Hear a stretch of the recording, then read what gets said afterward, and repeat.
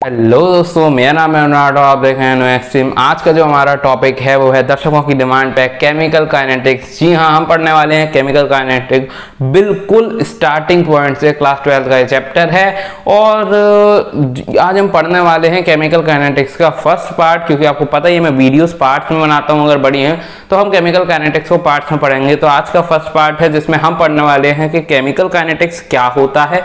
दूसरी बात, उसमें जो रेट होती है, क्योंकि इसमें रेट आती है, आगे आप पढ़ोगे भी इसी वीडियो में, जो रेट होती है, रेट क्या होता है किसी भी केमिकल रिएक्शन की, रेट के टाइप क्या होते हैं और उन टाइप के ग्राफ्स, वो इतना हम आज पढ़ने वाले हैं। उसके बाद उसका रेट ऑफ अपीयरेंस, डिसअपीयरेंस और समथिंग समथिंग जो फैक्टर्स उनको अफेक्ट करते हैं, वो सब हम आगे के पार्ट में पढ़ने वाले हैं। तो बिना किसी बकवास के चलिए वीडियो की शुरुआत करते हैं। तो भाई सबसे पहली बात आती है कि केमिकल काइनेटिक्स किस बलह का नाम है, किस चिड़िया का नाम है केमिकल काइनेटिक्स। केमिकल काइनेटिक्स का मतलब ये होता है कि ये वो ब्रांच है केमिस्ट्री की जो कि हमें किसी भी केमिकल रिएक्शन की रेट के बारे में जानकारी देती है। केमिकल रिएक्शन की रेट अभी हम आगे पढ़ने वाले हैं।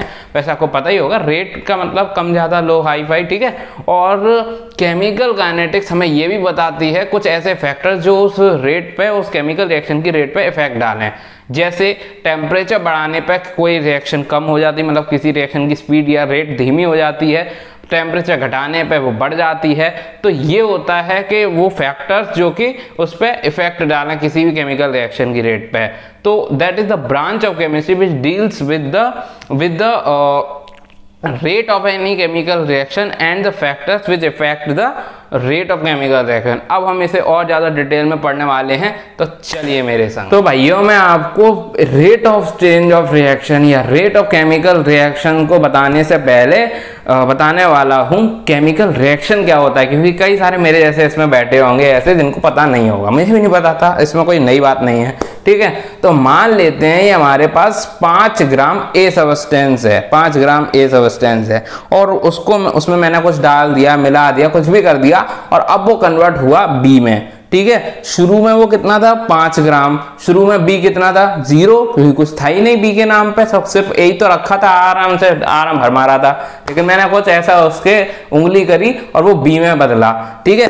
5 ग्राम ए पहले था और अब मान लेते हैं कि 3 ग्राम वो बदल गया, यानी 3 ग्राम बी बन गया। यानी ए पहले 5 ग्राम था, अब सिर्फ 2 ग्राम बचा। इसको क्या कहेंगे, चेंज इन कंसंट्रेशन ऑफ ए, या ए रिएक्टेंट है तो हम ये भी कह सकते हैं change in concentration of reactant. इसी तरीके से बी में देखोगे तो बी पहले 0 था, कुछ नहीं, नीलबट्टा सन्नाटा अंडा, और बाद में बी 3 ग्राम बन गया। तो इसको हम ये भी तो चेंज है, 0 से 3 चेंज हो रहा है ना। तो हम कह सकते हैं change of concentration of product. तो किसी भी केमिकल रिएक्शन को हम इसी तरीके से डिफाइन करते हैं, chemical reaction is a change of concentration of reactant और change of concentration of product. अब बात करते हैं रेट कहां आई।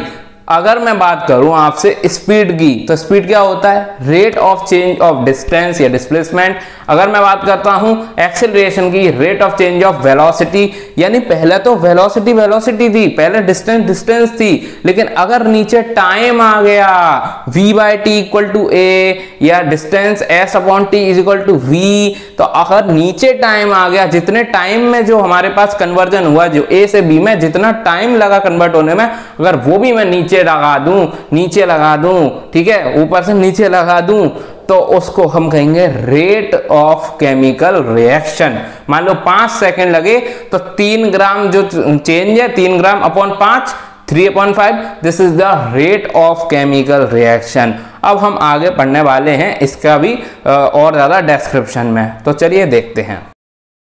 तो भाइयों बहनों, सबसे पहले मैंने आपको क्या बताया था यहाँ पे कि हमारे पास जो रेट ऑफ रिएक्शन होती है वो चेंज इन कंसंट्रेशन होती है, चाहे वो रिएक्टेंट हो या प्रोडक्ट। तो अगर मैं अब यहाँ पे ये लिख दूं rate of reaction equal to change in concentration of product या रिएक्टेंट अपॉन टाइम, तो ये बिल्कुल सही होगा। लेकिन अगर मुझे यहाँ पे रिएक्टेंट का लिखना है तो मुझे माइनस लगाना पड़ेगा। यहाँ पे आया ट्विस्ट, यहाँ पे minus in change of concentration of reactant upon change in concentration of time.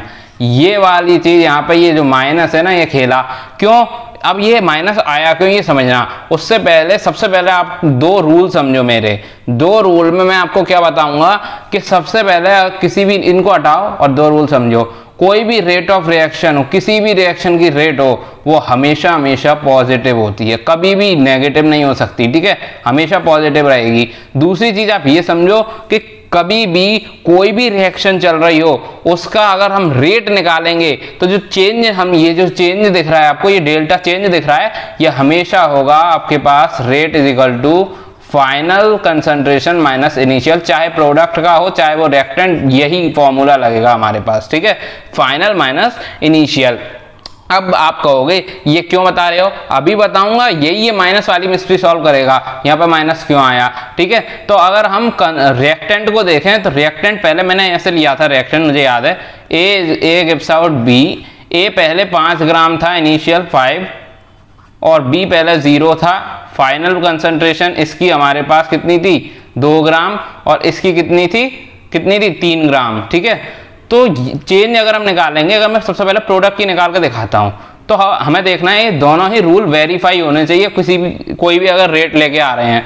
तो देखो अगर मैं प्रोडक्ट की निकाल के दिखाऊंगा तो चेंज हमारे पास कितना था, रेट डायरेक्टली क्या हो जाएगी 3 माइनस 0 अपॉन टाइम मान लेते हैं कि इस पूरी रिएक्शन को कितना टाइम लगा, 6 सेकंड लगा मान लो, ठीक है, 6 सेकंड में होगा तो अपॉन 6 आ जाएगी, ये इसकी रेट हो गई। अब देखो ये रेट कैसी भी आई, ये आएगी हमेशा पॉजिटिव, 3/6 = 0.5, और ये आई इसका मतलब पॉजिटिव, और हमने फाइनल माइनस इनिशियल से आंसर लाया, ये दोनों कंडीशन वेरीफाई हो गई। लेकिन अगर मैं आपके पास बताता हूं यहाँ पे ये वाली जो रेट है, अगर हम रिएक्टेंट से देखें तो हमारे पास अगर हम फाइनल माइनस इनिशियल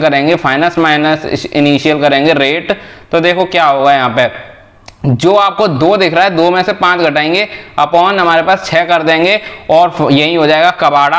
अगर ऐसा किया तो माइनस का 3/6 आ जाएगा, और ये गड़बड़ क्यों, क्योंकि फर्स्ट कंडीशन अप्लाई नहीं हुई, क्योंकि ये हमने पहले लिया था ये पॉजिटिव होती है, लेकिन ये तो आ गई नेगेटिव, और यही हम फेल हो जाएंगे। तो फिर हमें क्या करना है, इसको पॉजिटिव बनाने के लिए यहाँ जो फॉर्मूला है, जो हमारे पास इंप्रेशन आया है, उसी में हम यहाँ पे माइनस पुट कर देंगे, और जब उसमें हम माइनस पुट कर देंगे तो यहाँ पे पूरे पे माइनस लग जाएगा, और जो भी आंसर आए वो फाइनल जाके पॉजिटिव वैल्यू देगा।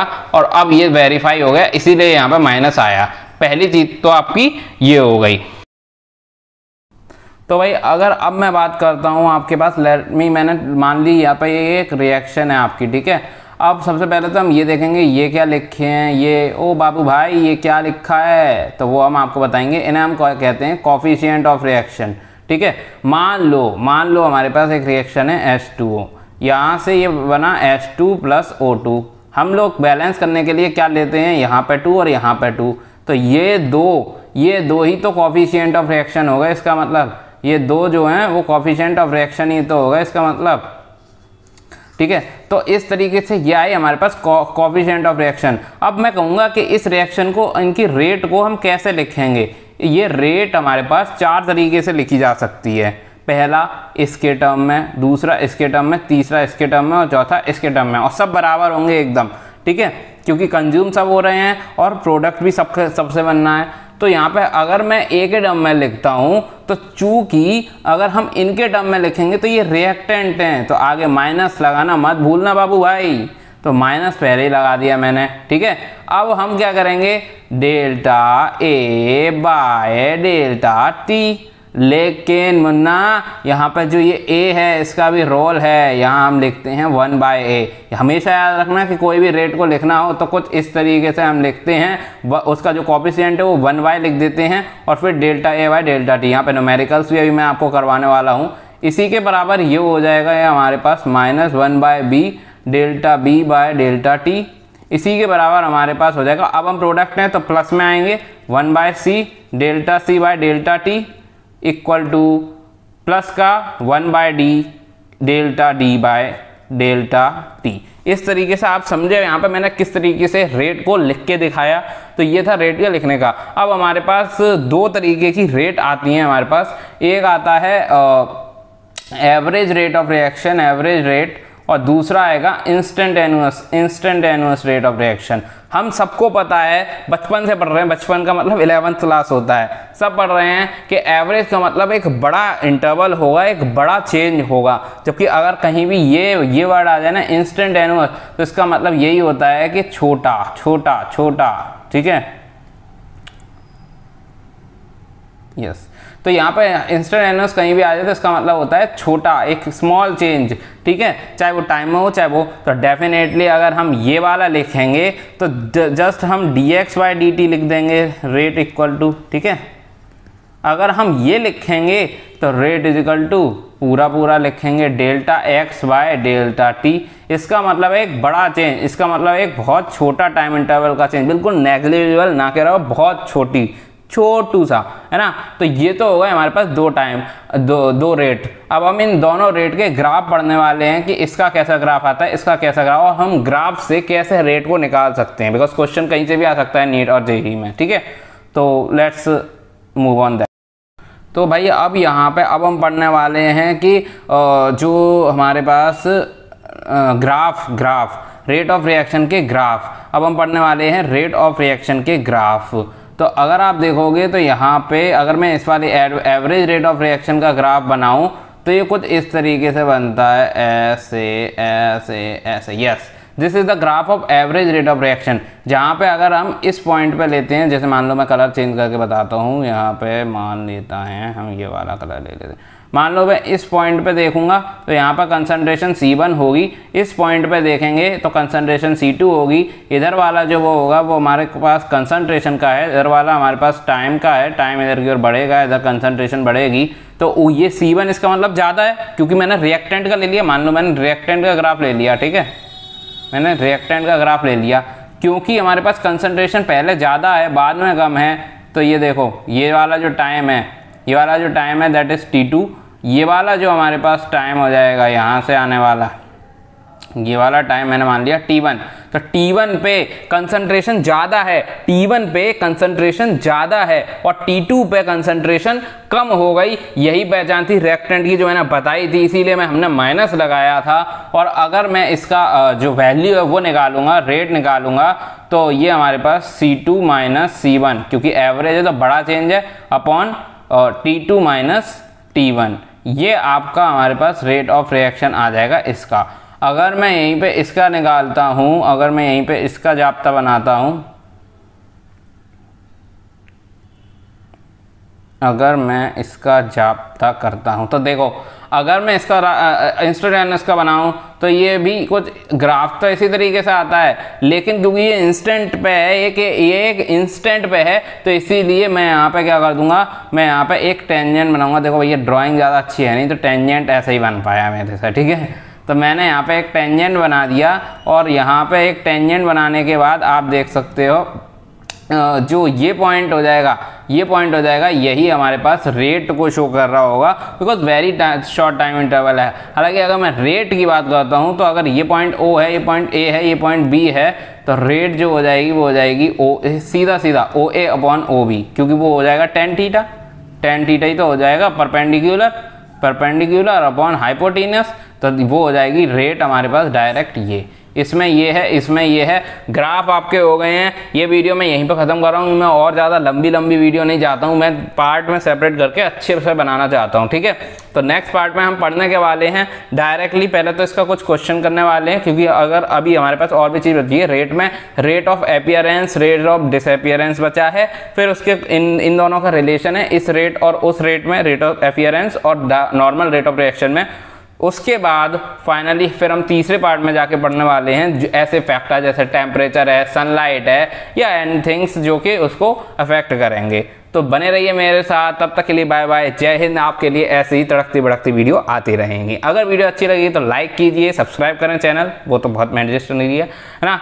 तो तब तक के लिए बाय बाय, जय हिंद।